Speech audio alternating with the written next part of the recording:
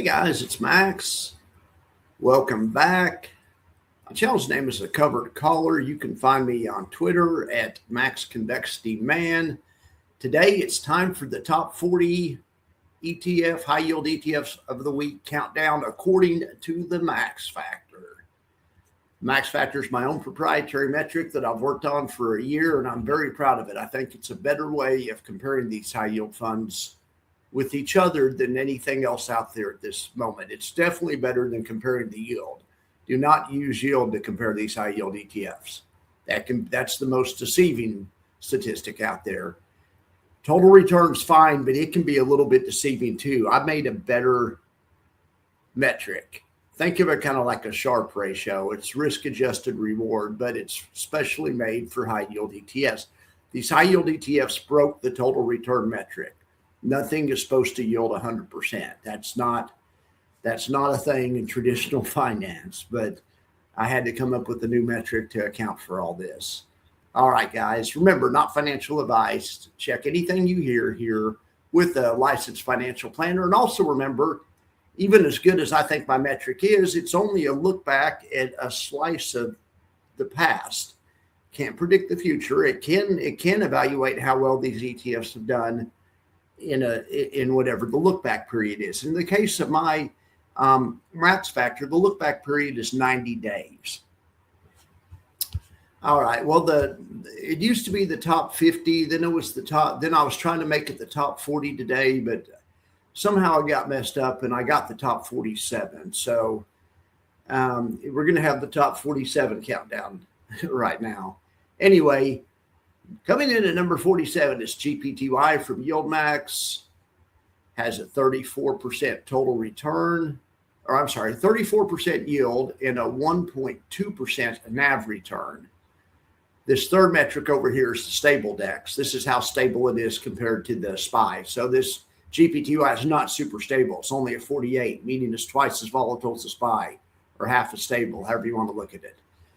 All right, next we have CRF. This is the closed-end fund from Cornerstone. This thing yields 17.31% and has had about the same NAV return as GPTY, almost identical NAV return. Now, GPTY had a higher yield. So you might ask, well, why is GPTY ranked behind CRF? Well, look, CRF is about twice, or it's exactly twice as safe. So you have to factor in the risk-adjusted reward, and they're right together. They're close, but according to the Max Factor, CRF is a better pick. And I would agree with that. Always err on the side of caution. Safety first, right? Next is IDEVO, yielding 5 with the 5% NAV return. That's not bad. Next, we have SDTY from YieldMax, yielding 24 almost, with a kind of a poor NAV return, just a 1% NAV return. But however, you can see how SDTY is ranked ahead of CRF. Look, it had the same NAV, close to the same NAV. It had better yield, and it had about the same safety. Actually, a little bit more safety. But so SDTY, at least over this look back period, has been an even better play than CRF, all things considered. SPUT. Now, these guys sell put options on the S&P, hence SP put, whatever. Super safe strategy, but super low yielding. Lots of times the low yielding does come with the higher stability, so that's just kind of the way it works. Then we have QDTY yielding almost 30%, poor NAV return though. We've had a bunch of them yielding or NAV returning about 1%. So they're easy to compare with each other. But in any event, QDTY is yielding more than SDTY. It's not quite as safe, but all things considered, when you factor in the extra yield, and there's a little bit of extra NAV return between SDTY and QDTY, it's about 20% difference. Factor in all things together, and even though it's a little bit more dangerous, it's still a better play, or it has been a better play than any of these ones below it. All right, IWMI. This is a good one. I like this one, 30.83%, almost 3% NAV return, not bad. Devo's one that I know a lot of you guys like. It's about a 5% NAV return. I'm sorry, it's a 4%. It's about a 5% yield. It's a 4.5% NAV return, and it's just stable as heck. Look at this. It's 34% more stable than the SPY, meaning less crazy, less volatile. Speaking of stability, we have QYLG. Like I say, stability lots of times comes with lower yields. And it's definitely the case of QYLG and Devo. Both of these are more stable than the broad market. However, they both yield about 4.5 to 5% in the case of QYLG. QYLG has slightly better NAV return. 5.4% NAV return for the quarter is not bad. It's just kind of a little low on yield for my taste.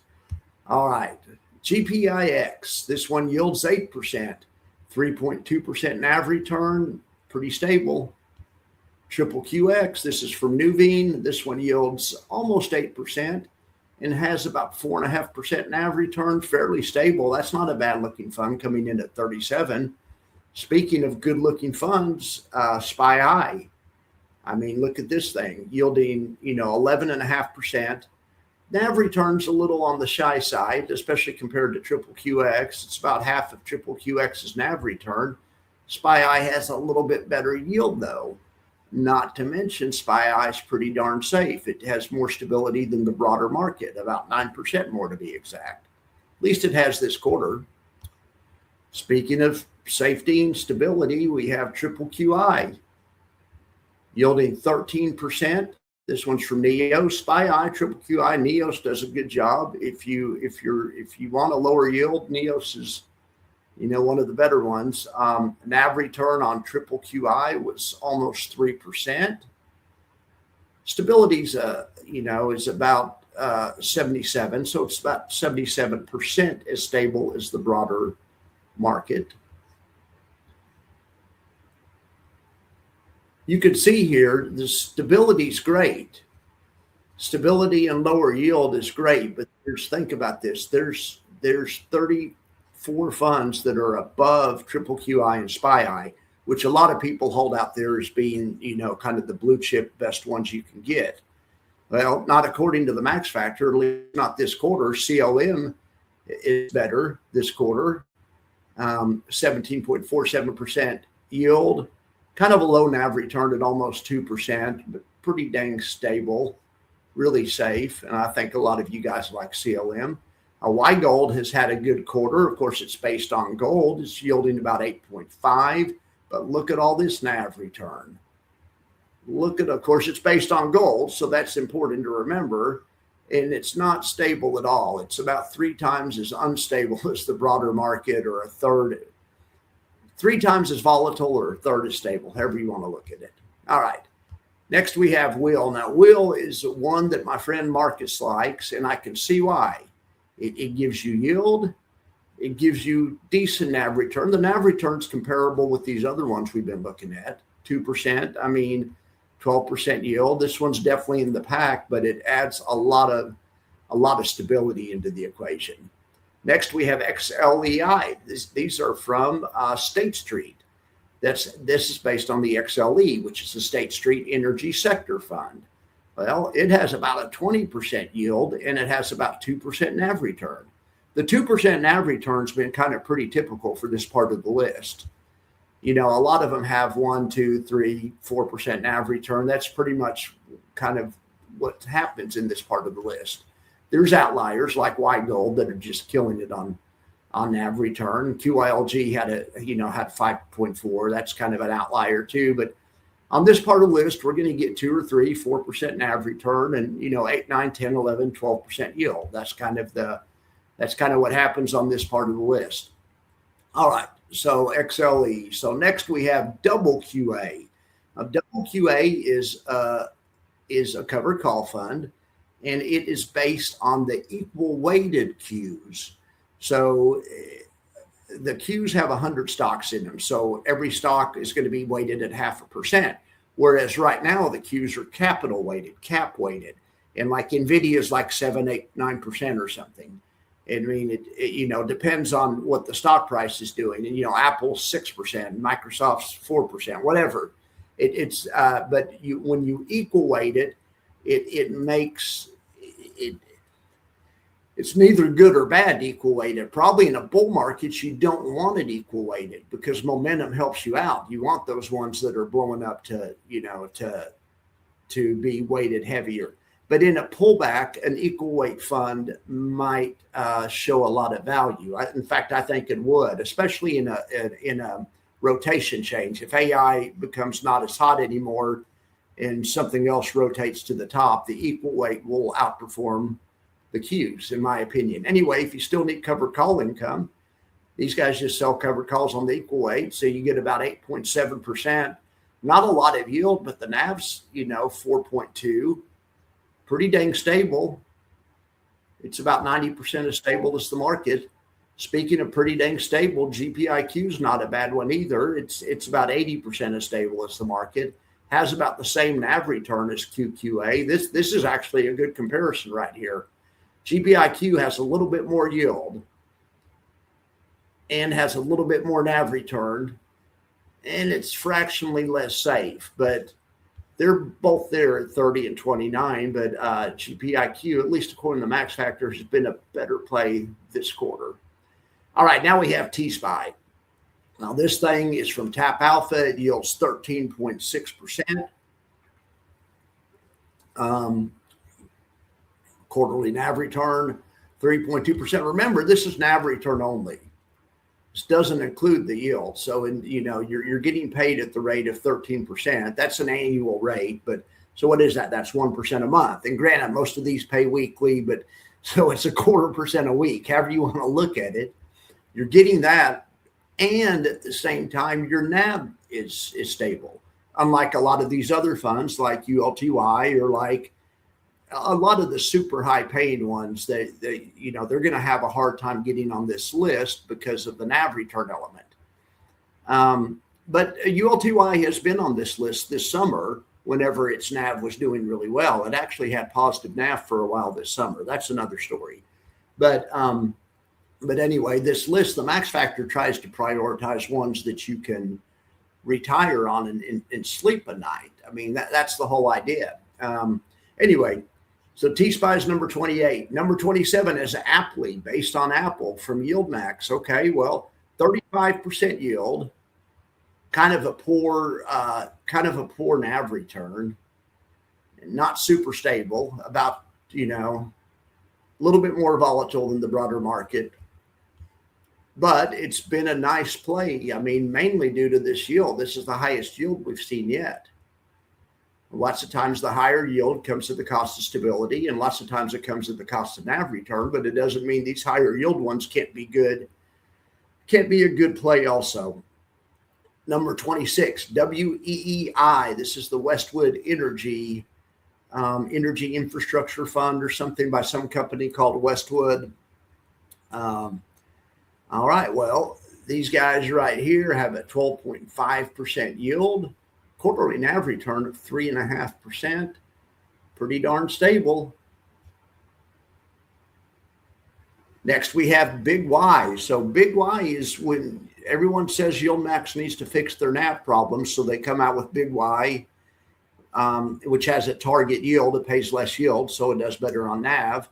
But then no one buys Big Y. Absolutely no one owns this fund, but it does pretty well on the Max Factor. I mean, it has an 11.3% trailing 12-month yield. The target's 12. Sometimes the trailing 12-month differs from the target a little.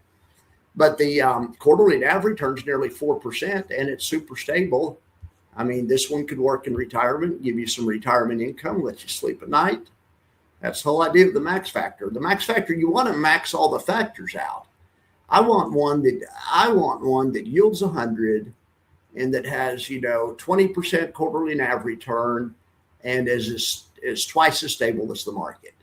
All right, well, that fund doesn't exist, but we can definitely see which funds come closest to that. But the Max Factor wants to max out. Well, Max Factor wants maximum on everything, but we have to be realistic, right? Okay, so JetQ.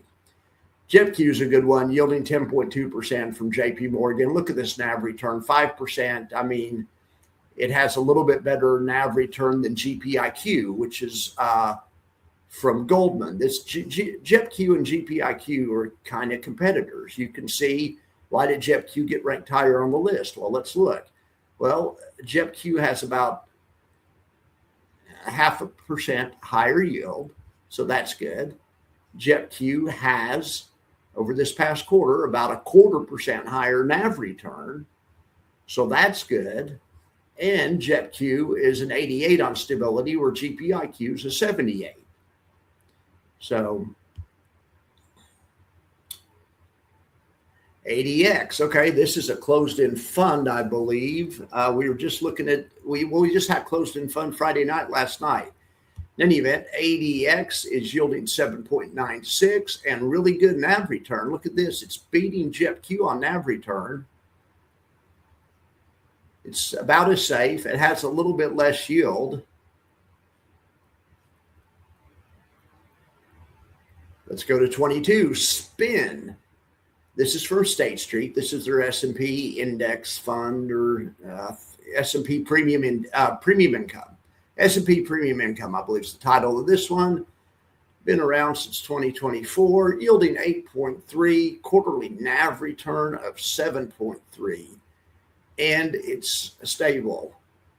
You could do worse than this one. You could do worse than any of these in here.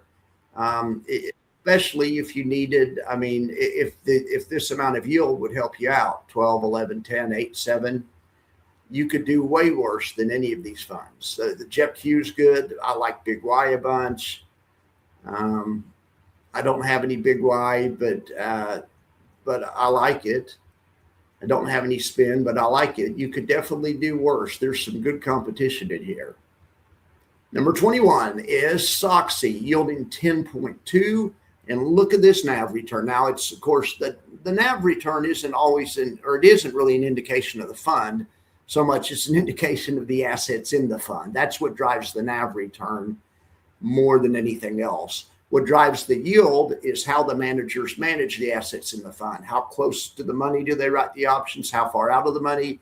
Do they write options on the whole portfolio? Do they write options on half the portfolio? You know, what's their strategy? That kind of determines the yield. But as far as the quarterly NAV return, that has more than anything else to do with the assets that are in the portfolio. Well, this portfolio is full of semiconductors, and semiconductors have been on fire lately. All right. Now, granted, this is not very safe. You're going to experience some ups and downs with this. In fact, this is the most volatile one we've seen in a while. But, you know, that's the way risk and reward works. You know, the ones that are going to yield and have better NAV return, lots of times you might have to sacrifice a little bit of stability. All right. Number 20, XLKI from State Street. This is based on the XLK. And this thing is yielding 17%. They sell cover calls on the XLK, yielding 17% with about a 5% NAV return. 80% is stable as the broader market. We'll take it. Not a bad looking one. Number 19, IAUI, friend of the channel, Susan, was the first one to ask me about this during a live stream. And this kind of put IAUI on my radar. This is from NEOS. NEOS is a perennial stability champion, and these guys pay 11.7% yield. It's based on gold. Pay a 11.7% yield, quarterly NAV return of 7%. I mean, that's pretty dang good. You know, it may not be up there with SOXY, but it's as good as SPIN. You know, but look, compared to SPIN though, IAUI pays a lot higher yield. All right, number 18 is QILD. This is from Global X, yielding 11.5. NAV return is just so-so, but it's just so stable. It just, that's, you know, it bumped into the top 20 just mainly due to its stability. But I mean, it's the whole package though. I mean, it gives you yield, NAV return, and stability. You know, you could do a lot worse than Q yield also, or I'm sorry, QILD. That's not. I said Q yield, but I was thinking of K yield, which is Howard Chan's latest fund, the Curve fund. But there'll never be a Q yield because QILD has already taken the ticker. So Maybe Howard will do a yield Q or something, YLDQ, when he comes out with the Q version of what he has now, or maybe he won't even do that. Who knows? We can ask him. He's going to be on the show again soon. I don't have the date nailed down yet, but we'll ask him. All right. XYLD. This is from Global X. This thing has 11.72% yield. NAV return is not great, but it's just super, super duper duper stable. So it gets on there. GLDY. Now this is another gold-based one, and we also had IAUI, and then we had something a while back. I forgot, but we'll just compare it to IAUI. But GLDI getting a 14.6% yield. It has almost 5% NAV return. It's super stable. It's more stable than IAUI. It's about 20% more stable. It has a little better yield. Doesn't quite have the NAV return, but when you factor in the yield and the extra stability, it gets ranked a little higher on the list. All right, number 15 is AMDY. So this is based on single stock on AMD. This is our first single stock one we've had, I think. All the rest of these have been index-based. Well, yes, single stocks can yield a lot more. It yields nearly 80%. NAV alone is worth, nearly 6%. So think about this. You're getting 80% paid weekly, but, and the NAV's up. Now, you have to sacrifice something. You can't have it all, much as we want it all. Like the Rolling Stone said, you can't always get what you want, and that's definitely true in high yield ETFs, and the stability is really hurting. And that's kind of a theme with the single stock ETFs. The single stock ETF is generally going to be way less stable than these ones that are made up of indexes like XYLD and QYLD or SOXY. Now, SOXY wasn't super stable, but anyway. All right, number 14 is iGold. Man, we have a lot of gold ones on here. Okay, now this only yields 7.3. I say only because Gold I yielded twice as much. But, like I say, risk and reward, and, it all goes along. All of these elements go along. And iGold is yielding 17.3%, where poor old Gold I is only barely squeezing, is not, almost getting to 5. I mean, iGold has NAV return tripled. Now, sure, the yields half, but that's still not bad considering you get half the yield and triple the NAV return. Safety's about the same. Or actually, IAUI is a little bit safer, to be fair. But you throw in that NAV return, and that,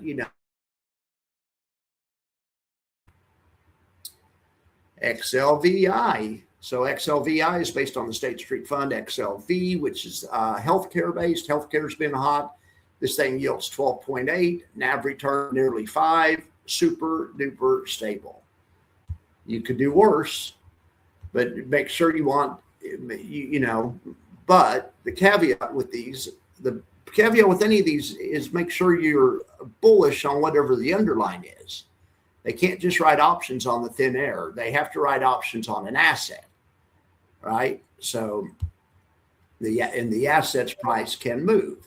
Now, this asset doesn't move a lot, is noted by the stability. It's 50%, less volatile, more stable than the SPY. So, that's something to consider. But make sure you believe in healthcare. If healthcare is going to be good next year, then this should be good too. If healthcare is going to drop 50%, it doesn't matter how stable this is going to drop also, right? The number one factor to any of these is the assets in the portfolio. All right, number 12 is SLVO. This is based on silver. This is our first silver-based fund. I think it's the only silver-based fund we have in the portfolio right now. There's some other ones that have come out, but they aren't old enough. You have to be 3 months old to get in the max factor. Anyway, 17.7% yield. So now we're getting up to some higher yields. Look, on the past 10 or so we've looked at, we have 11, 17, 14. We have an outlier in AMD at 79. But when we're taking a little bit more risk, we get up higher here on the list, you know, a little bit better yield. Heck yes, you got to like that. Now, Silvo combined a 17% yield with 12% positive NAV return for the quarter. NAV only, no dividends. That's important. Total return would show you the total return, and we don't need that. We need to know how does the total return happen. No two total returns are created the same. You can have two companies with 50% total return. They can be vastly different investments. One might be a lot better investment than the other.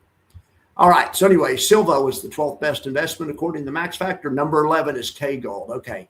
K Gold yields 11.47%, 20, we'll call it 22% NAV return, not super stable. Now let's compare K Gold to I Gold. K Gold yields more, has more NAV return, a little bit less stability, to be sure. All right, number 10, Goop. Goop is based on Google, yields 11.7%, tons of NAV return, 23% NAV return. Now, this is mainly because of Google.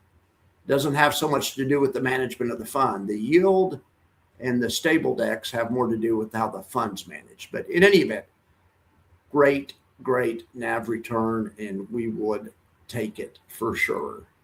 Number 9, Chippy. Okay, this is kind of like Soxy. Soxy is based on semiconductors. Chippy is based on the same type of stocks. Soxy is a target 12 fund, meaning they only sell they sell monthly options, and they only sell enough monthly options to reach that 12%. They leave the rest of the portfolio uncovered. That's why Soxy should get more NAV upside than Chippy. But Chippy covers the whole portfolio, and they use weekly options, so that really boosts the yields. Weeklies pay about 50% more than monthlies, 50 to 75% more. It depends on the skew and the IV and a lot of things, but rule of thumb, weeklies pay more, pay some multiple more. So let's look at just Soxy still within looking distance. Yeah, there's Soxy right there. So Soxy had 15.2% NAV return. All right. Chippy had 8.8% NAV return. Well, Chippy, like I say, they use weekly options and they cover the whole portfolio. Soxy doesn't cover the whole portfolio. So you can have extra yield or you can have extra NAV return. You can't have both. Remember, you can't always get what you want. Like the Stone said, I want it all. I want 100% yield, 100% NAV return, and double the stability of the market. It's just not a thing, though. That is not a thing.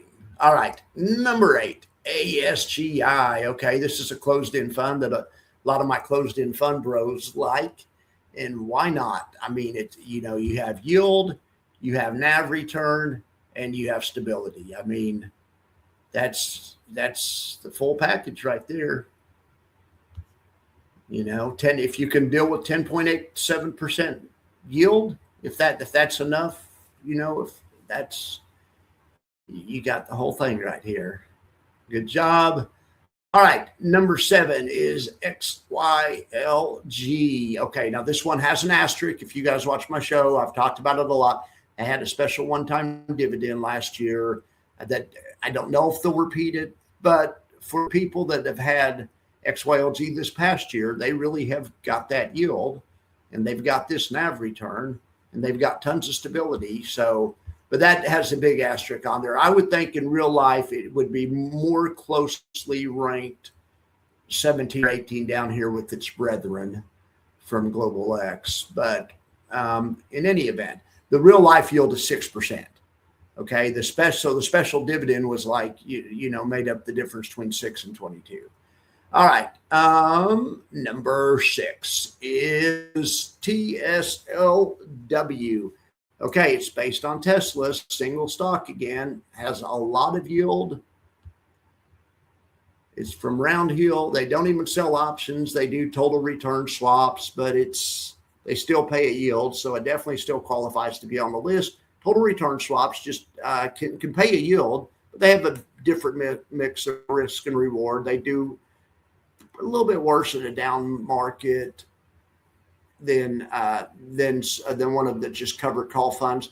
But in a bullish market, these things are pretty darn competitive. Also, The managers at TSLW, they follow Tesla, but they use 20% weekly leverage.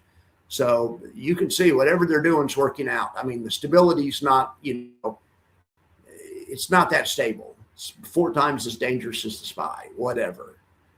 The SPY doesn't pay a 49% yield, and the SPY wasn't up 13% this quarter. Okay. Risk and reward, they go together.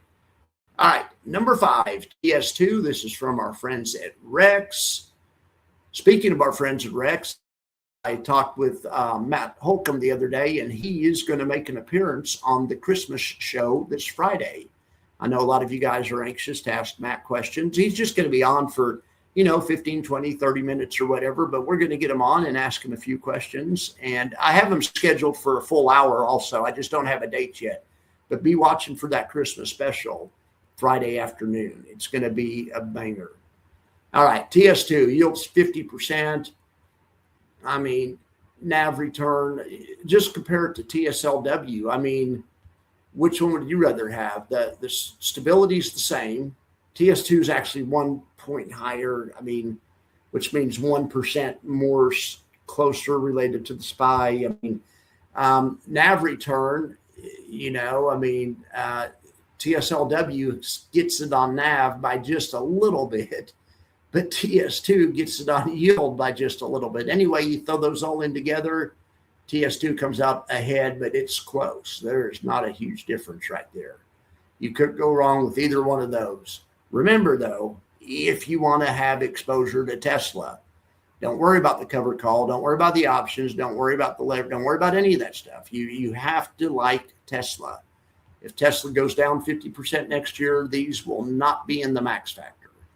There's nothing special they're doing, really. Now, but other ones from the same companies might be, the companies are doing something special. So the company that manages TSLW, Roundhill, has MSTW. Well, let's say Strategy triples next year. Okay, well, the MSTW will be on this list. But if Tesla's price gets cut in half, Tesla is not going to be on this list. I mean, it's the really, 90% of it's the underlying companies. And the other 10% of it is how much the yield is. That's pretty much all you need to know. All this, how far out of the money they sell the options, all that other stuff doesn't matter. I mean, it matters, but it comes out in the yield and the NAV return. That's and the stability. That's all you need to know. All right. So number 4, GUI based on Google. Well, same thing with this. This is a yield max product. Everyone says yield max sucks. Well, not GUI. I mean, but is it yield max's fault? Or is it just that Google's been on fire? It's the Google's been on fire. I mean, this thing's yielding 42%, and the NAV return of GUI is 10%, and it's about half as stable as the broader market. I mean, that's a good-looking fund. Number 3, TSLP. We have another Tesla surrogate. Now, this one is from Curve. So now we have 3 Tesla surrogates out of the past 4, so it's easy to compare. So what does Curve do? So it's based on the same underlying. They don't use leverage. They sell monthly options on the entire portfolio, and they pay a yield of about 36%. Okay. Well, the monthly options cause a lot of stability, and you look, and also a monthly option impedes the NAV less. It's less efficient at capping the upside. So these ones down here use weekly options, and even though they use a little bit of leverage, they still don't get the NAV return. The weekly options cap the NAV more often. It has to do with the velocity of the cap also. Anyway, monthly options are very inefficient at capping the NAV, which is good because a cap NAV is a bad thing. It's just a byproduct of a option writing strategy. Well, in any event, TSLP has the right mix of factors, because even though they pay less yield, when you factor in the extra stability and the extra NAV return, it's easy. TSLP is better in retirement, or it has been over this past look back period. Number 2, AMDW. Now, these are from Roundhill. Roundhill has these W series funds like TSLW. We're getting ready to see another one in number 1.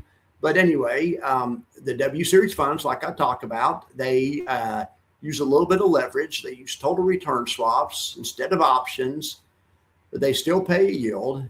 The yield just comes out of the price of the stock, basically. And then, in other words, though, this thing is looking pretty good. I mean, it's yielding 67%, and it has quarterly NAV return of 26%. I mean, that's the best NAV return we've seen yet. Now, didn't we see AMDY? Yes. So here we have AMDY from YieldMax, total different philosophy from the guys at Curve. The guys at YieldMax sell weekly options on the entire portfolio. Well, selling weekly options on the entire portfolio means you're pretty hard capped. So yeah, they get a lot of yield, 79% yield, but they're super duper capped. And when I say capped, it doesn't mean the fund can't get upside or they can't go up. It means during the day they're capped. So if the stock price during the day runs through the cap, lots of times the managers will just reposition the options and therefore move the cap. So a fund like YieldMax that's fully capped all the time doesn't mean they don't get upside or that they can't make money. It just means the NAV return is generally going to be a little bit lower, due to the cap. In other words, or in any event, I meant to say, let's get back here to AMDW. So this thing yields a little less, but when you factor in the extra NAV return, I mean, it's a no-brainer. AMDW has been a better play than AMDY, according to the max factor, not financial advice. Check with the planner. All right. I think we all know what number one is. It's got to be GOOW. It's got to be. And we'll compare it with GOOY. But now that we know how these all work and everything, I can tell you what it's going to be, because we've looked at AMDW and AMDY. It's going to be the same relationship. So GOOW will probably have a lot of yield, but probably not quite as much as GOOY. I'm just guessing. I bet it yields 35 or something. But the NAV return, is probably going to be double or triple, because look at the difference between AMDY, NAV return 6, and then we go to the total return swap strategy, NAV return 26, 6, 12, 18, 24. That's 4 times. So if the relationship is the same, I think GOOW might get 40% NAV return and maybe 35% yield, which would definitely make it a better play. And it's the reason it's the number one pick of the week, GOOW. So on the NAV return, it did quite get 4 times. It got 3 times. It got about 30% NAV return. I was close on the yield. I said 35. It was 39, but it's slightly less. Okay. Well, heck, those are some pretty good choices right there, right? I mean, I think you could do worse than a lot of those choices. Let's see what the most stable funds are. The most stable funds are XYLD, QYLD, XLVI, SPUT. So what's the deal with the most stable funds? Well, they don't have a lot of NAV return, do they? And they don't have a lot of dividends. I've always said stability is a good thing, but too much stability could be a bad thing. I mean, a fund can be so stable it never makes any money. You want the fund to be volatile enough and unstable enough that it can outperform the market. Some of these super stable funds, they're just compared to the other ones on the list. I mean, we can look at the finishing places. The highest finishing place was 7, and that one has an asterisk. That XYLG really is more like 17th. So if we look at the top 10 stable ones or whatever, we're talking in the 20s and 30s, on the list. Yields of anywhere from 8 to 12, with an outlier in there, but something like that. Quarterly NAV returns kind of anemic. It looks like, 2 to 5. That's just kind of what you get when you get stability. Now, at the same time, you don't want to just go the other way and just go for no stability. However, the ones that are less stable do have a better NAV return, generally. Just because it's less stable doesn't mean that that's the key, because we also have ones on here like YGold that are 33, and AMD that are 15, and SOXY that are 21. We want enough stability. We want just the right amount of stability. But so let's look at it another way. let's look at it by yield. And I always say yield's the worst way to judge these funds. But let's see if that's worked out. So yield actually, at least on the max factor, well, the max factor doesn't just look at yield though. It looks at other stuff too. It looks at quality yield. So you can see yields, I mean, at least on the max factor, the yield does seem to correlate with higher ranks for sure.